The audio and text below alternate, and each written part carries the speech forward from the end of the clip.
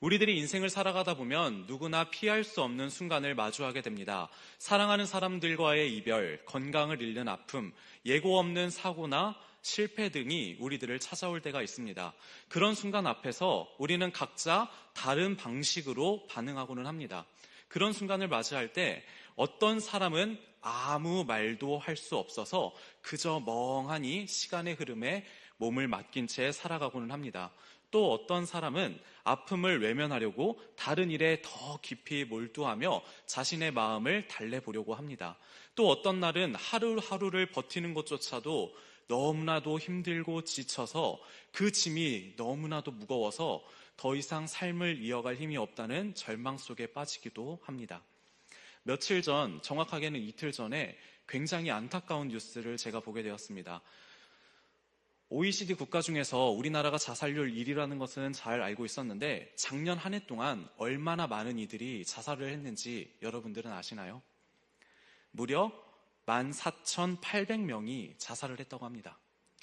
그것을 하루 평균으로 따지면 하루에 40명에 달하는 사람이 자살을 했다는 겁니다. 그 사람들의 고통이 얼마나 컸는지 이 땅을 선택하기보다 죽음을 택한 겁니다. 그들이 얼마나 아팠기 때문에, 얼마나 지쳤기 때문에 그런 결정을 내렸는지 우리들은 온전히 이해할 수 없습니다.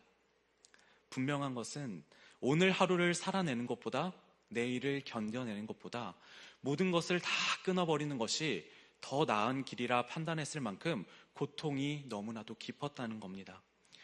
그런 절망을 생각하면서 오늘 본문의 한 여인을 바라보고자 합니다. 이 여인의 모습을 바라보면 이 여인에게 희망이 있었을까?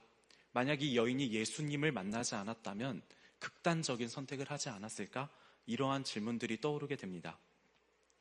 오늘 본문은 예수님께서 나인이라고 불리는 성으로 가시는 장면으로 말씀이 시작됩니다. 나인은 나사렛이라는 그 도시에서 약 10km 정도 떨어진 곳에 위치한 작은 마을이었습니다. 본문에서는 성이라고 표현되고 있지만 실제로는 작은 규모의 마을이었습니다. 예수님께서는 제자들과 많은 무리들과 함께 그 마을로 들어가시려고 하던 때였습니다. 마을 어귀에 이르렀을 때에 예수님의 일행은 한 장면을 목격하게 됩니다. 바로 장례의 행렬이었습니다. 마을 사람들 다수가 성문을 나서며 한 관을 메고 나오고 있었던 겁니다. 그리고 그 장례의 중심에는 한 명의 여인이 있었습니다. 그 여인은 이미 사랑하는 남편과 사별한 상처를 안고 살아가던 사람이었습니다. 하지만 그녀에게는 여전히 삶을 지탱할 이유가 있었고 살아야만 하는 이유가 있었습니다. 그 이유는 바로 자신의 아들이었습니다. 남편을 잃은 고통 속에서도 아들이 있었기 때문에 그녀는 버틸 수 있었습니다. 그러나 오늘 본문에서는 그녀의 마지막 남은 희망, 그 아들마저도 잃어버리게 됩니다. 그녀의 유일했던 위로요, 생존의 이유였던 그 아들을 잃어버리게 된 겁니다. 성경은 이 아들을 향하여 청년이라고 말합니다. 아직 인생의 꽃이 다 피기도 전에 시들어버린 젊은 생명이었습니다. 왜 죽었는지에 대해서 성경은 구체적으로 밝히고 있지 않지만 누가의 표현상 아마도 병으로 인하여서 죽은 것으로 추정이 됩니다. 이제 이 여인에게는 남은 것이 아무것도 없었습니다. 사랑하는 남편도 이미 잃어버렸고 자신의 유일한 삶의 이유였던 아들마저 떠나보내게 됐습니다. 가정도 생계도 미래도 모두 다 사라져버리게 된 겁니다. 오늘날도 그렇지만 당시 고대 팔레스타인 사회에서 과부가 홀로 살아간다는 것은 단순히 정서적인 외로움을 넘어서 생존 그 자체의 위험을 받는 일이었습니다. 먹고 사는 문제였고 사회적인 보호가 필요했고 소속감도 그 어디에서도 기대할 수 없는 고립된 상태였습니다. 과연 그녀는 이 장래의 발걸음을 옮겨가면서 어떤 생각을 하며 걸음을 옮겼을까요? 그녀는 어떤 기대를 품을 수가 있었을까요? 이토록 끔찍하고 아픈 고통 속에서 자그마한 한 줄기의 소망의 그림자라도 발견할 수 있었을까요? 어쩌면 그녀를 더욱더 비참하게 만들었던 것은 주변 사람들의 시선이었을지도 모릅니다. 그 장례에는 함께한 많은 사람들이 있었습니다. 그녀의 사정을 너무나도 잘 알았기 때문에 함께 슬퍼하고 그녀를 위로하기 위해서 많은 이들이 모였을 겁니다. 그러나 또 다른 한편으로는 누군가는 말했을지도 모릅니다. 저 여인이 도대체 무슨 죄를 지었길래 하나님께서 저 여인을 저토록 힘들게 하시는가? 저 여인이 어떤 행실을 했기 때문에 하나님께서는 남편도 뺏어가시고 하나 남은 아들마저 데려가실까? 이렇게 생각했을지도 모릅니다. 혹여나 누군가가 그 말을, 그 생각을 입 밖으로 내지 않았을 수도 있습니다. 하지만 이미 삶의 모든 소망을 다 잃어버린 이 여인의 마음속에서는 그 어떤 시선들도, 그 어떤 말과 위로들도 자신을 향한 비수처럼 날카롭게 느껴졌을 겁니다. 위로조차 받아들일 수도 없고 사람들의 동정조차도 나에게는 더 깊은 절망이 되는 상태. 그녀의 마음은 그렇게 속으로 썩어가고 있었습니다. 그 절망의 순간 속에서 이 과부는 예수 그리스도와 마주치게 됩니다. 이때 이 과부는 어떤 생각을 하고 어떤 행동을 했을까요? 병든 자를 치유한다고 하는 그 예수 그리스도를 만났으니 나의 아들 좀 살려달라고, 아니면 왜 나한테 이토록 어렵고 힘든 시련을 주시냐고 예수님을 붙잡고 하소연했을까요? 그녀는 아무것도 하지 않았습니다. 정확하게는 그 어떠한 행동을 취할 체력과 여유마저도 존재하지 않았습니다. 이미 부르짖기에는 그녀의 마음은 너무나도 지쳤습니다. 울며 한탄하고 있기에는 그녀는 너무나도 많은 눈물을 흘렸습니다. 그래서 예수 그리스도를 만난 과부는 아무것도 하지 못했습니다. 자신의 신세를 한탄하며 주님께 부르짖는 일도, 자신의 아들을 다시 한번 살려달라는 그 간절한 외침도, 심지어는 예수 그리스도에게 시선을 돌리는 것조차 하지 못하고 그저 소망을 잃고 희망을 잃고 생기를 잃은 눈으로 장래의 행렬을 따라서 발걸음을 계속해서 옮길 뿐이었습니다. 그런데 그 모습을 예수님은 보고 있었습니다. 누가복음 7장 13절 말씀입니다. 주께서 과부를 보시고 불쌍히 여기사 울지 말라 하시고. 이 말씀을 보시면 아시겠지만 예수님에게 그 누구도 요청하지 않았습니다. 아무도 예수님께 요청하지 않았습니다. 이 과부를 위로해달라고, 죽은 아들을 다시 한번 살려달라고 그 누구도 예수 그리스도에게 요청하지 않았습니다. 그럼에도 불구하고 예수님께서는 이 과부에게 다가가시며 울지 말라며 눈물을 닦아주시기 시작했습니다. 그리고 그 청년이 누워있는 관으로 가까이 가서 그 관에 손을 대시기 시작하셨습니다. 그것은 단순히 장래의 행렬을 멈추기 위한 제스처에서 그치는 것이 아니었습니다. 당시 율법에 따르면 죽은 자의 몸이나 관에 손을 대는 것은 부정을 불러오는 일이었습니다. 나의 몸을 더럽히는 일이었습니다. 분명히 하나님께서는 정결 율법에 따라, 규례에 따라서 금지한 행동이었습니다. 그럼에도 불구하고 예수님께서는 그 청년의 관에 손을 대기를 조금도 주저하지 않았던 겁니다. 왜냐하면 이 여인의 기품 가운데에 들어가고 싶으셨기 때문에 그렇습니다. 이 장면은 바로 앞 본문인 누가복음 7장 1절에서 10절에서요, 예수 그리스도의 능력에 대해서 보여주고 있었습니다. 예수님은 어떠한 분이신가? 멀리서도, 병든 자를 보지 않고서도 말씀만 하면 치유하시는 능력이 있는 분으로 소개하고 있었습니다. 예수님께서는 그런 능력이 있는 분이셨습니다. 그럼에도 불구하고, 율법이 말하고 있음에도 불구하고 예수님께서는 친히 그 관에 손을 대시며 여인의 마음을 위로하고자 하셨던 겁니다. 그리고 그렇게 관에 손을 대시며 예수님께서는 그 죽은 청년에게 다시 일어나라고 말씀하시며 그 청년을 죽음에서 부활로 인도하셨습니다. 오늘 말씀을 살펴보게 되면 예수님과 이 과부의 만남은 한편의 우연처럼 보이기도 합니다. 예수님께서 마침 그날 나인성에 들어오셨고 마침 그 시간에 장래의 행렬이 시작되었으며 하필이면 그 마을 어귀에서 두 무리가 마주친 것처럼 묘사하고 있습니다. 만약에 예수님께서 단 몇 시간만 늦게 도착하셨어도, 한 시간만이라도 더 늦게 도착하셨다면 이 만남은 이루어지지 않은 것처럼 보여집니다. 그러나 누가는 이 장면이 결코 우연이 아니라는 것을 성경을 통해 증언하고 있습니다. 누가복음 4장 25절과 26절에 이 말씀이 있습니다. 이스라엘에 많은 과부가 있었으되 오직 시돈 땅에 있는 사렙다의 한 과부에게 뿐이었으며 라고 말씀합니다. 예수님께서는 이미 예전에 자신을 거절한 나사렛 사람들에게 이 말씀을 주셨습니다. 하나님의 긍휼은 너희들처럼 거절하는 자가 아니라 한 과부에게 임하는 것이다 라고 나사렛 사람들에게 선포하셨습니다. 엘리야가 사렙다 과부에게 찾아가 그녀의 아들을 살리신 것처럼 지금 예수님은 또한 그 한 명의 과부에게 찾아가 그녀의 아들을 살려주셨던 겁니다. 예수님께서는 단순히 인간적인 동정심을 가지고 우연히 지나가다가 과부를 불쌍히 여겨서 그녀를 도와준 것이 아니었습니다. 이미 하나님의 작정된 계획 속에서 그 여인의 인생의 정확한 시간에 정확한 장소에서 그녀를 만나 주셨던 겁니다. 이처럼 오늘도 주님은 우리를 외면하지 않고 우리의 가장 절망적인 순간에 가장 깊은 슬픔의 자리에 찾아오시는 분이라는 것을 누가가 밝히 보여주고 있던 겁니다. 하지만 이러한 하나님의 은혜가 우리에게 찾아온다고 해서 우리의 고통의 시간이 곧바로 짧아지거나 끝나는 것은 아닙니다. 때로는 우리의 고통의 시간이, 아픔의 시간이 너무나도 길게 느껴지고 이 고통으로 인하여 이제는 아무런 소망이 보이지 않는 것처럼 느껴질 때도 있습니다. 오늘 과부가 그러했던 것처럼요. 당시 유대인의 장례의 관습에 따르면 시신은 가능한 빠르게 매장되어야 했습니다.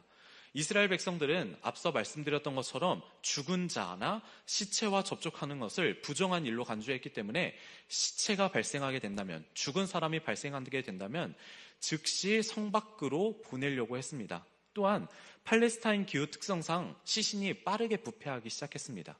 그래서 과부가 아들의 죽음을 경험한 시간은 길어야 반나절에 불과했을 겁니다.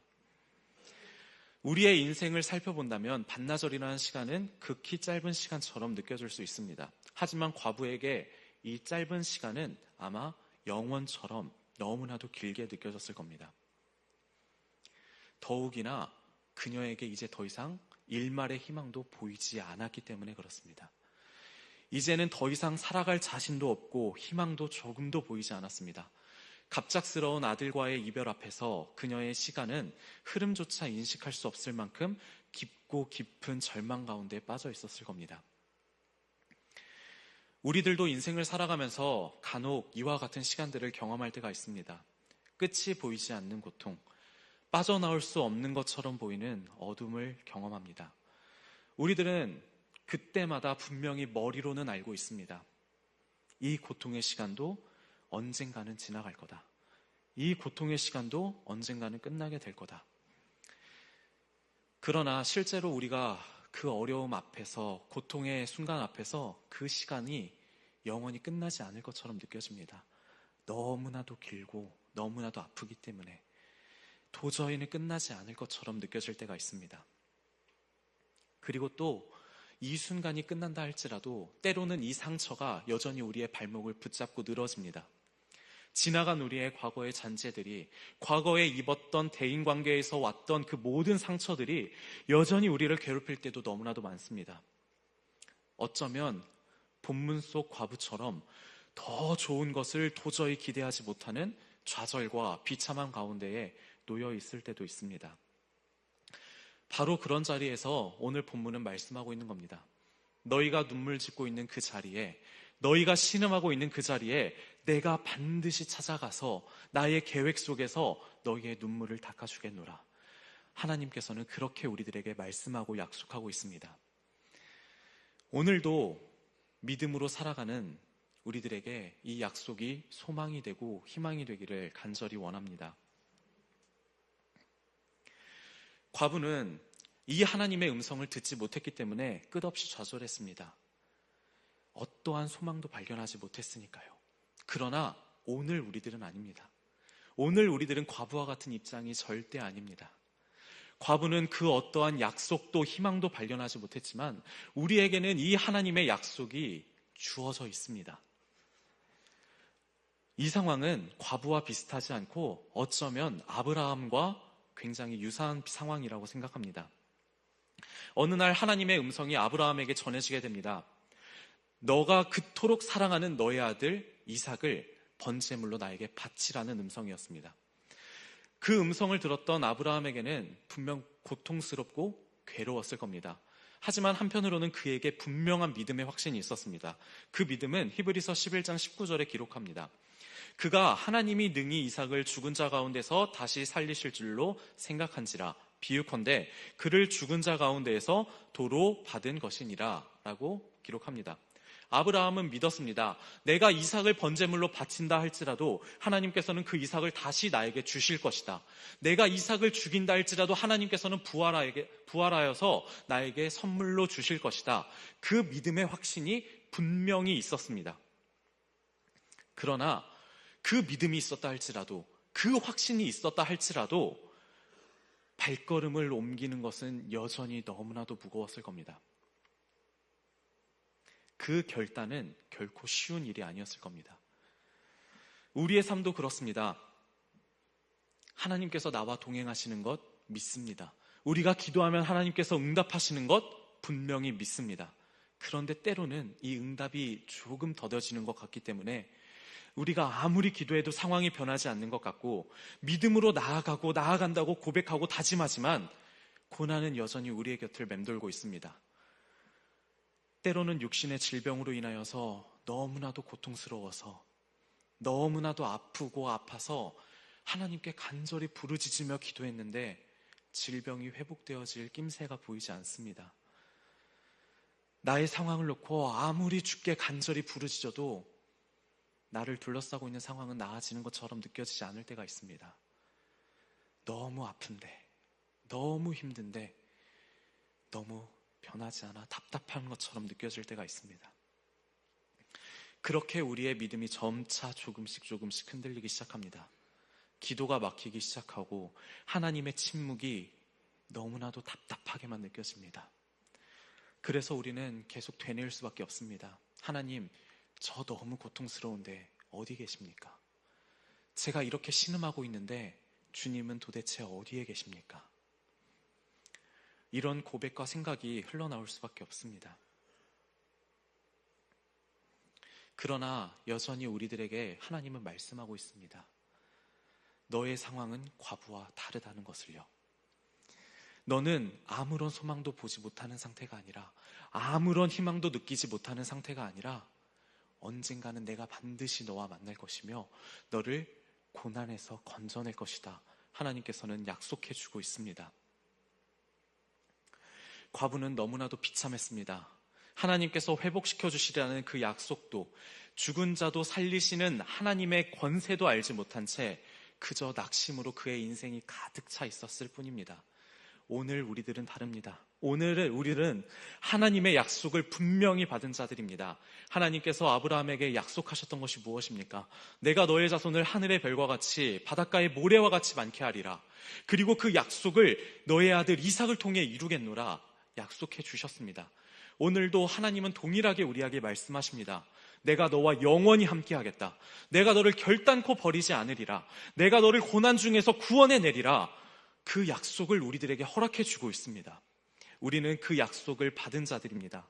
때로는 우리의 고난의 시간이 길어진다 할지라도, 기도의 응답이 더디게 느껴진다 할지라도 우리 주님은 반드시 그 약속을 기억하시고 정하신 그때에 우리에게 찾아오셔서 우리를 회복해 하실 것입니다.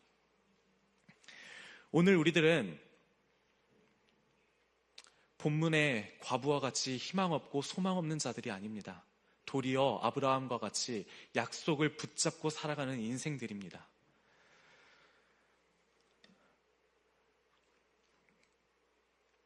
오늘 우리들에게 찾아오시겠다는 그 주님의 음성을, 내가 너와 함께 하겠다는 그 약속을 받은 자들입니다. 그런데 다시 한번 느끼지만 그 믿음만으로 견디기에는 그 시간이, 고난의 시간이 길게만 느껴질 때 우리는 때로는 낙심할 때가 있습니다. 하지만 주님은 그런 낙심한 우리들에게도, 아무런 소망 없이 무너진 우리들에게도 찾아오십니다. 오늘 본문에 등장하는 과부가 그런 상태였습니다. 아무런 희망도 발견하지 못하고 소망도 발견하지 못하고 그저 신음하는 것 외에는 할 수 없는 것 아무것도 없었던 그 과부에게 예수님께서 찾아오셨던 겁니다. 주님은 자격 있는 과부에게 찾아오신 것이 아니라 그런 가난한 자였던 한 과부에게 찾아오셔서 복음을 주셨던 겁니다. 오늘 본문을 읽다가 보면 자연스럽게 중심 인물로 생각하는 인물이 두 명이 등장하게 됩니다. 한 분은 예수 그리스도시고 다른 한 분은 바로 과부라고 생각을 하게 됩니다. 그리고 누가가 의도적으로 그렇게 과부를 주역의 위치로 저술하고 있습니다. 청년의 관점이 아닌 청년을 소개할 때에도 어머니의 관점에서 서술합니다. 죽은 청년을 향하여 어머니의 독자라고 소개하고 있고, 예수님께서 불쌍히 여기고 긍휼히 여긴 대상도 청년이 아니라 이 어머니라고 소개하고 있습니다. 이처럼 누가는 이 한 과부를 복음의 수혜자이며 사건의 중심에 선 인물로 의도적으로 부각시키며 그를 저술하고 있습니다. 그런데 우리들이 이 본문 말씀을 읽다가 보면 과부를 한 명의 주인공이라 생각을 하고 본문 말씀을 읽다가 보면 이상한 점을 발견할 수가 있습니다. 분명히 누가는 이 과부를 주인공처럼 서술합니다. 그런데 놀랍게도 그녀의 말이나 행동을 단 한 줄도 기록하고 있지 않다는 겁니다. 죽었던 아들을 돌려받은 후에 그녀가 어떻게 반응했는지, 예수님께 감사의 인사를 전하기는 했는지, 여전히 눈물 흘리며 살아갔는지 전혀 과부의 반응에 대해서 기록하고 언급하지 않습니다. 왜냐하면 누가의 관심은 그곳에 있지 않기 때문에 그렇습니다. 예수님께서 이 과부를 긍휼히 여기신 이유가 그녀의 행동에 집중하지 않기 위해서였습니다. 예수님께서 그녀를 긍휼히 여기신 이유, 그녀를 불쌍히 여기신 이유는 과부의 어떤 행동이 아니고 그녀의 감사의 표현이 아니었습니다. 그녀가 완전히 무너진 자였고 절망과 상실 앞에서 아무런 힘도 아무런 말도 아무런 기대도 없는 자였기 때문에 그녀에게 긍휼을 베푸신 거였습니다. 바로 그런 가난한 자였기 때문에 예수님께서는 은혜로 그녀에게 다가오셨고 복음을 선물로 주신 겁니다. 바로 이 부분을 누가가 강조하고자 했던 겁니다. 그래서 잠시 뒤에 세례 요한의 제자들과 예수님의 담화가 이루어지게 되는데 거기서 핵심을 나누면 이 말씀이 됩니다. 누가복음 7장 22절입니다. 맹인이 보며 못 걷는 사람이 걸으며 나병 환자가 깨끗함을 받으며 귀먹은 사람이 들으며 죽은 자가 살아나며 가난한 자에게 복음이 전파된다 하라 라고 기록합니다. 누가는 의도적으로 과부의 반응을 기록하지 않았습니다. 과부의 반응 대신 다른 이들의 반응만을 기록했습니다. 11절과 12절에서 기록하고 있는 예수 그리스도를 따랐던 많은 무리의 사람들, 과부를 위로하고자 찾아 모였던 많은 무리들, 그 무리들의 반응만을 기록했을 따름입니다. 그리고 그 무리들의 입을 통하여서 예수 그리스도의 복음이 유대와 사방에 두루 퍼지게 되었다라고 말씀을 하고 있습니다. 그리고 그 복음은 특별히 가난한 자에게 전파된다라고 기록합니다. 예수님께서는 이 누가복음에서 몇 번이나 가난한 자에 대해서 언급합니다. 누가복음 6장 20절과 21절에서도 미리 가난한 자에 대해서 말씀하셨습니다. 가난한 자는 복이 있나니 하나님의 나라가 너희 것이며 지금 줄인 자는 복이 있나니 너희가 배부름을 얻을 것이요 지금 우는 자는 복이 있나니 너희가 웃을 것이며 라고 말씀합니다. 예수님께서는 몇 번이나 말씀하셨습니다. 너희들은 가난한 자여야 한다. 가난한 자들에게 복음이 전해질 것이고 가난한 자에게 복이 있을 것이다. 가난한 자가 하나님의 나라를 소유로 받을 것이다. 예수님께서는 몇 번이나 말씀하셨습니다. 복음은 결코 자격 있는 자에게 주어지는 것이 아닙니다. 복음은 가난한 자에게, 무너져 있는 자에게, 아무것도 내세울 것 없는 자에게, 오직 하나님의 자비와 긍휼에만 의지하는 자에게 주어지는 하나님의 선물입니다. 오늘 본문에는 예수님과 함께 따라온 큰 무리가 있었고 또 과부와 함께 장례를 찾아온 많은 무리들이 있었습니다. 제자들 또한 이 현장을 생생하게 지켜보고 목격하고 있었습니다. 이처럼 많은 사람들이 등장한 것은 예수 그리스도의 이 회복의 사건이 단순히 개인의 은혜로 끝나지 않고 온 공동체가 목격하고 이 사건을 해석하며 선포하기 위함이었습니다. 복음은 이처럼 개인을 넘어서 공동체를 회복하는 능력이 있습니다.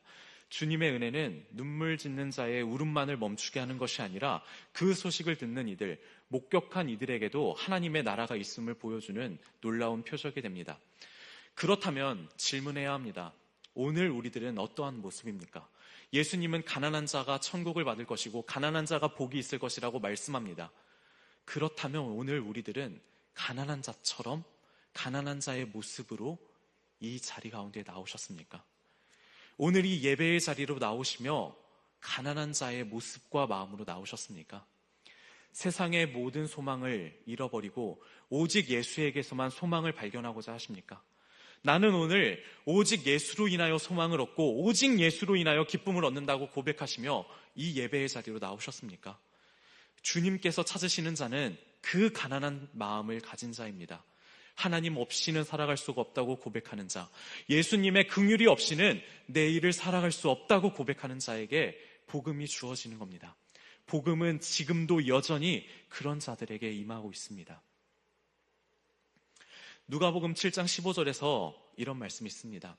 죽었던 자가 일어나 앉고 말도 하거늘 예수께서 그를 어머니에게 주셨다라고 기록합니다.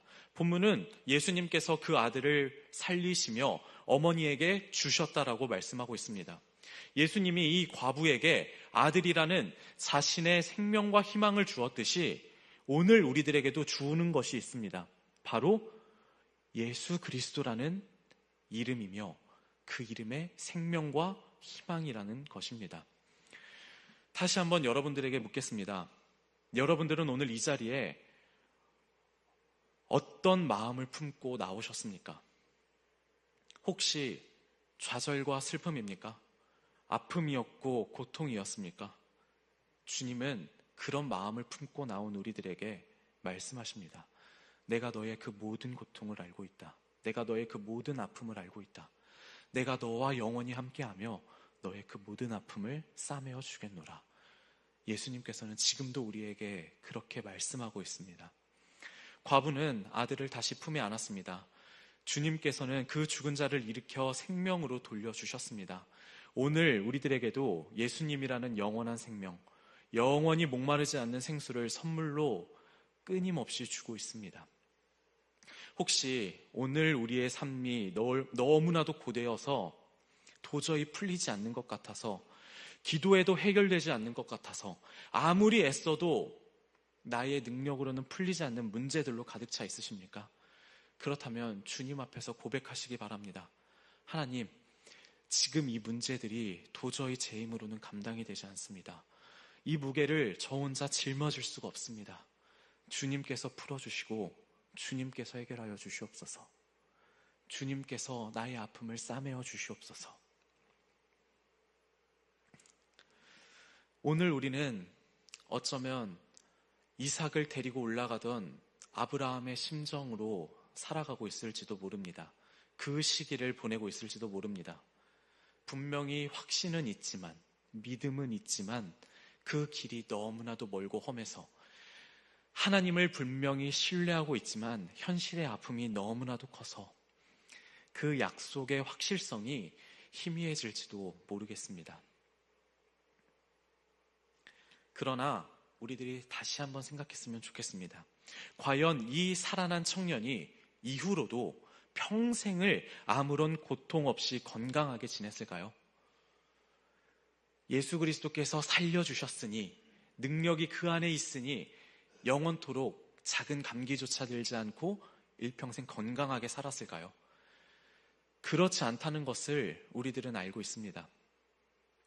그도 여느 사람과 다름없이 아픈 순간이 끊임없이 찾아왔을 겁니다. 힘들고 지친 시간 끊임없이 찾아왔을 겁니다. 하지만 그와 그의 어머니는 기억했을 겁니다. 지금 내가 이렇게 아픈 것도 하나님께서 살려주셨기에 가능한 것이다. 지금 내가 누리고 있는 이 생명은 하나님께서 은혜로 주어진 선물이다. 그렇게 고백하지 않았겠습니까? 그들은 작은 고난에도 감사할 이유를 분명히 알고 가졌습니다. 그렇기에 아무리 아파도 감사했을 것이며 부족해도 감사할 수 있었을 겁니다. 반대로 오늘 우리들은 어떻습니까? 오늘 우리들은 어떻게 살아가고 있습니까? 우리를 살려주신 예수님께 왜 나를 살려주셔서 이런 고통을 겪게 하시냐며 때로는 원망하고 불평하지 않습니까? 왜 많고 많은 사람 중에 예수님을 믿게 하셔서, 왜 나를 택하셔서, 왜 예수의 이름 때문에 이렇게 고난을 당하냐며 하나님께 원망하고 있지는 않으십니까? 때로는 왜 나에게만, 왜 예수님을 그렇게 잘 믿는 나에게만 이런 고통이 찾아오고 있습니까? 라며 하나님을 원망하고 있지는 않으십니까? 그러나 그 문제 앞에서 우리는 기억해야만 합니다. 예수님보다 더 큰 고난은 없습니다. 예수님보다 더 무거운 짐은 없습니다. 비록 지금 나의 삶 가운데에서 하나님이 보이지 않고 하나님이 들리지 않고 느껴지지 않는 그 순간에도 하나님은 여전히 우리를 위하여 일하고 계십니다. 우리가 힘에 지쳐 쓰러져 있을 때에 주님을 향하여 제발 좀 살려달라고 부르짖을 그 힘조차 잃어버린 그 순간에도 하나님은 여전히 우리를 사랑하시며 우리의 삶을 그분의 뜻 가운데에서 신실하게 인도하고 계십니다. 믿음은 단순한 우리의 감정이 아닙니다. 하나님의 그 사랑을 믿기로 결단하는 것, 내가 그 약속을 믿고 그 약속 위에 서 있겠다는 것, 나의 현재의 삶이 아무리 아프고 고통스럽다 할지라도 나를 회복시켜 주실 예수 그리스도의 약속을 붙드는 것, 바로 그것이 믿음입니다. 우리의 마음 가운데에 그 믿음의 결단이 일어나기 시작할 때, 예수 그리스도의 그 사랑을 보기 시작할 때 하나님의 은혜는 우리들 가운데 반드시 찾아오게 될 겁니다. 우리가 말하지 않아도, 우리가 부르짖지 못해도 주님은 이미 우리의 그 모든 마음을 아십니다. 그리고 오늘도 우리의 그 흘리고 있는 눈물을 닦아주시기 위해 우리의 인생 가운데에 친히 찾아오고 계십니다. 우리의 모두에게 있는 그 아픔을 없애주시기 위하여 예수님은 지금도 그렇게 우리 가운데 찾아오고 있습니다. 오늘 우리는 그 아픔 많은 인생 가운데에서 하나님의 능력이 모든 문제를 한순간에 해결해 주시기를 바라는 마음으로 기도하고 살아가고 있습니다. 그러나 더 중요한 것은 이것입니다.